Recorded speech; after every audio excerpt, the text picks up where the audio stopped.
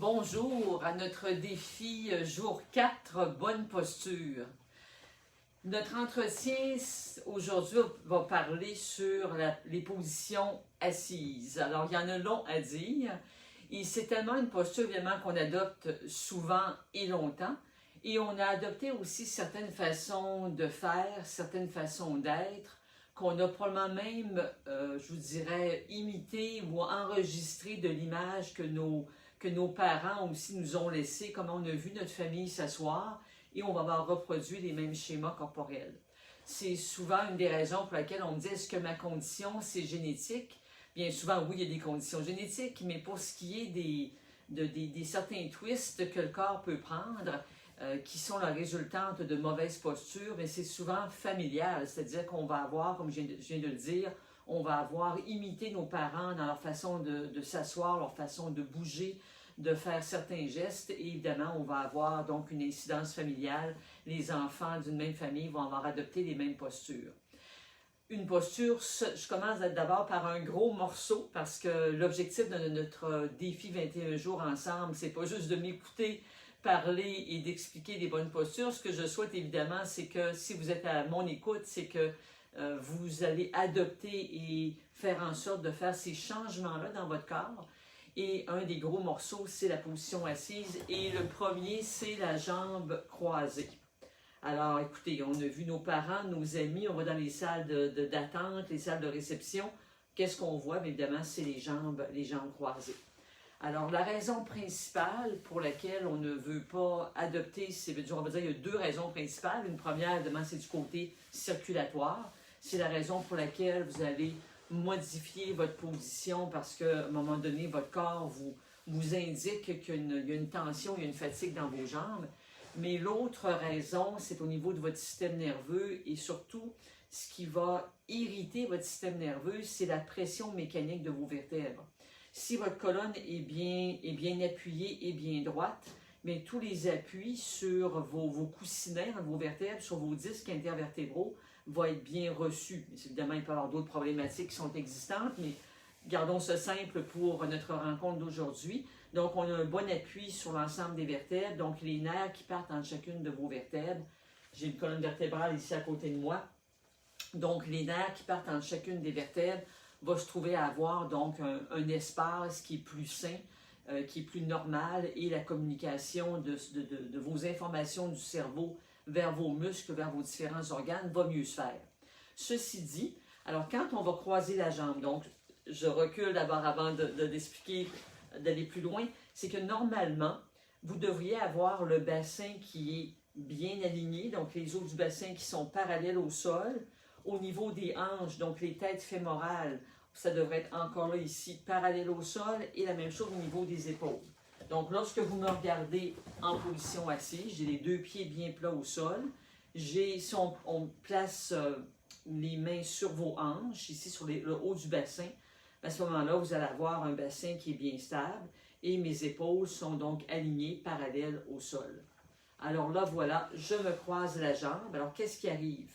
Si vous placez vos mains sur vos hanches s'en vont de travers. Évidemment, si vous ne voulez pas être comme une tour de Pise, bien votre corps automatiquement va compenser. Donc, bassin incliné et les épaules qui vont dans l'autre direction. Donc, ce qui se passe au niveau de votre dos, donc j'ai croisé ma jambe, donc ma colonne vertébrale incline ici vers ma gauche et la compensation qui va se faire, c'est que l'épaule va pivoter de l'autre côté. Donc, on se ramasse avec une colonne vertébrale qui n'est pas en bonne posture, qui va être déviée. Et comme on ne fait pas qu'adopter cette position-là pour la prochaine heure qui s'en vient, mais c'est la prochaine heure, plus la prochaine heure, plus la prochaine heure, plus la prochaine journée et la prochaine année, alors on peut comprendre pourquoi on va adopter toutes sortes de twists. Alors écoutez, on est dans l'état qu'on est actuellement, mais si vous voulez être gagnant, parce que la conséquence de ça, c'est la pression, comme je viens de le dire, sur les coussinets, sur vos disques, et les nerfs deviennent beaucoup plus irrités et vous rendent probablement aussi plus irritable lorsque la douleur s'installe.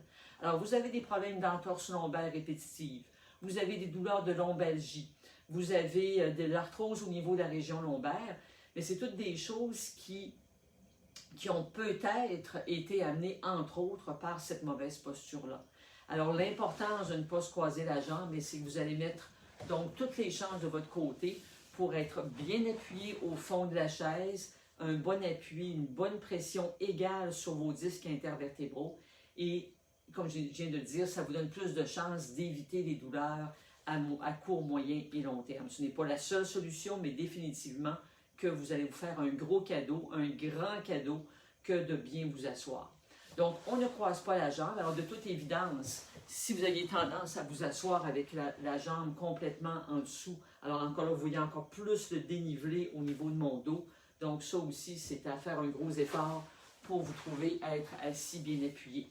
Donc, j'ai mon dos appuyé au fond du dossier, des appuis-bras recommandés parce que lorsque j'appuie mes bras, il y a une partie du poids de mon corps qui est absorbée par les appuis-bras, donc qui n'iront pas faire une pression supplémentaire sur les coussins au niveau de mon dos.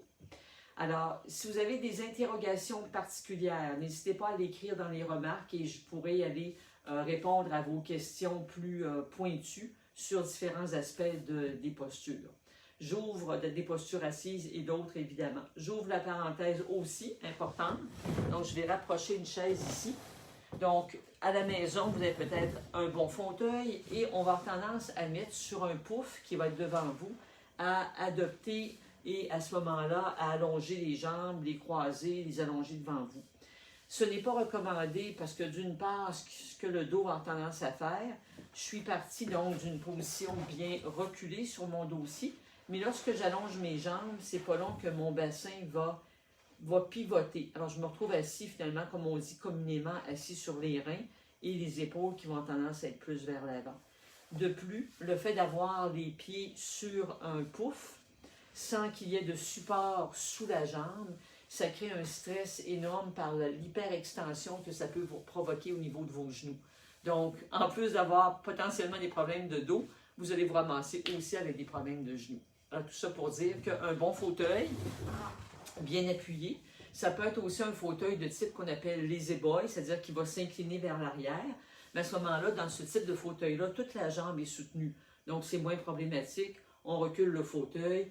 Et pour votre bas du dos, d'avoir un axe d'environ 120 degrés, c'est une pression qui est idéale même pour la région lombaire. Donc, on peut relaxer. C'est sûr que si j'écoute la télévision, j'incline mon fauteuil et que ma tête est projetée vers l'avant, là, on passe avec un autre type de problématique plus pour la nuque. Alors oui, tout n'est jamais très simple, mais si de notre conversation ensemble aujourd'hui, vous retenez que lorsque vous êtes assis, vous faites l'effort pendant les prochains 21 jours d'avoir les deux pieds bien appuyés au sol, bien, vous faites un gros cadeau.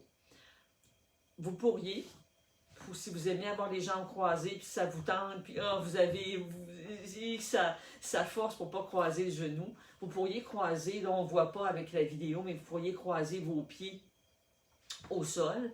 Mais ce qui ne serait pas recommandé, c'est d'avoir les jambes allongées avec un pied par-dessus l'autre, parce que vous avez une artère sur le dessus du pied. Donc, encore là, au niveau circulatoire, ça ne serait pas bénéfique pour la santé, la circulation de vos jambes. Alors, on peut croiser les pieds, mais en ramenant les pieds sous la chaise. Alors, mes genoux sont bien perpendiculaires au sol, mais j'ai mes deux pieds qui sont croisés, appuyés. Il n'y a rien qui compresse quoi que ce soit. Donc, ça peut être une alternative, mais de grâce, faites-vous le cadeau de ne pas croiser la jambe comme ça parce que vous allez terminer avec, évidemment, le corps tout de travers. Alors, ce n'est pas une bonne idée, ce n'est pas un cadeau à vous faire.